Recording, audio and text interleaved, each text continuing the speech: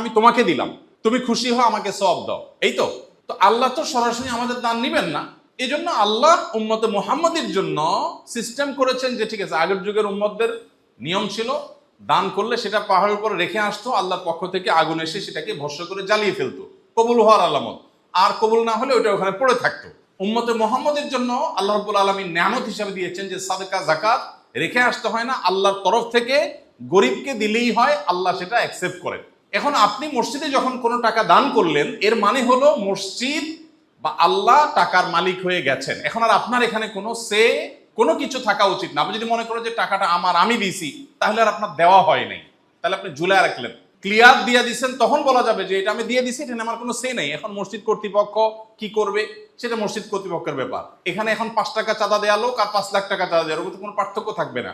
আমি দিয়ে দিছি, এখন আমি ওই 1 টাকা যে দিছে তার সমান হয়ে গেছি, বা যে না দিছে তার সমান আমি হয়ে গেছি, আমি দিয়ে দিছি। দেওয়ার পরে যদি আবার সে থাকে এবং প্রভাব সৃষ্টি করার চেষ্টা থাকে, তাহলে এটা হবে দুর্ভাগ্যজনক বাস্তবতা।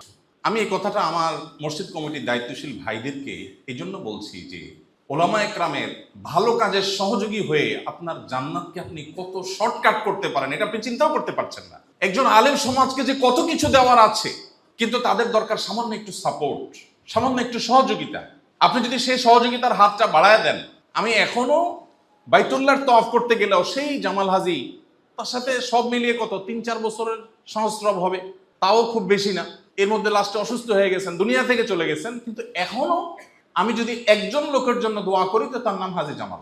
এবং সে দোয়াটা কোনো হাদিয়ার কারণে না, দাওয়াত খাওয়ানোর কারণে না, সে দোয়াটা শুধুমাত্র এই জন্য যে আমার দিনই দায়িত্ব পালন করতে তিনি আমার সর্বাত্মক সহযোগিতা করেছেন, এবং সেটার জন্য তিনি সমাজে অপদস্থ, মার খেতে হয়েছে, জুলুমের শিকার হতে হয়েছে, কিন্তু তিনি পিছপা হন নাই। অথচ আমি একজন সাধারণ হুজুর, আমার কোনো প্রভাব নাই, প্রতিপত্তি নাই, আমি বাহির থেকে আসা একজন মানুষ, আজকে বিদায় করে দিলে কালকে এলাকা ছেড়ে চলে যেতে হবে। ওনার দরকার ছিল না, উনি এলাকার মানুষের সাথে তাল মিলায় চলতে পারতেন। কিন্তু সবার বিরুদ্ধে গিয়ে হলেও তিনি আমার, যখন বুঝছেন যে আমার হুজুর, আমারে বলছেন উনি প্রথম দিন যে হুজুর আপনি কোরআন হাদিসের বাইরে কথা বলবেন, আপনি আমাকে পাবেন না, কোরআন হাদিসের সাথে পাবেন, আমি জীবন দিয়ে দিব আপনার সাথে। তো আমি আশা করব আপনারা সেই ভূমিকাটা অবতীর্ণ হবেন ইনশাআল্লাহ। আর এটা সম্ভব হবে তখন যদি আমাদের উদ্দেশ্যগুলো হয় আল্লাহকে খুশি করা।